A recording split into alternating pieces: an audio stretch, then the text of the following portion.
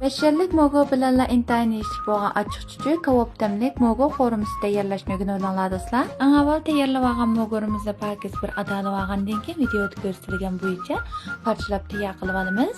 Tayyor qilib olgan mogorimizni pakiz sho'pirchiniga elib olgandan keyin yetarli materiallardan go'sht, piyoz, qizil ko'klaza, samsoqlarni videoda ko'rsatilgan bo'yicha to'g'rab tayyor qilib olamiz.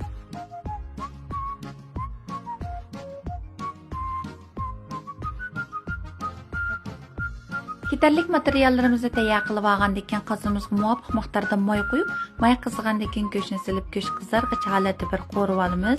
Go'shtimiz toz bir qizargandan keyin piyozni silib, piyozni bir ishga qo'rib olgandan keyin buniga muvofiq miqdorda tuz, zirlarni silib, buni bir ishga aralashtirib qo'rib olamiz.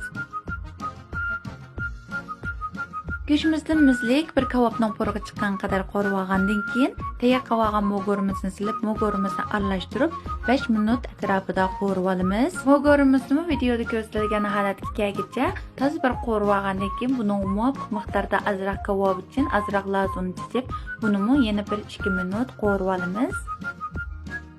Bularni bir ishga aralashtirib olgandan keyin tayyor qilib olgan qizil ko'klazlarimizni silib, bularni 1-2 minut qo'rib olgandan keyin tuz ta'mini taqshab, taqsib usuva saqlab bo'ladi. Intayin yeyishlik bo'lgan ochiq chuchuk kabob tamlik mogo qo'rimizmi tayyor bo'ldi do'stlar. Qanday bir oil sinab boqinglar.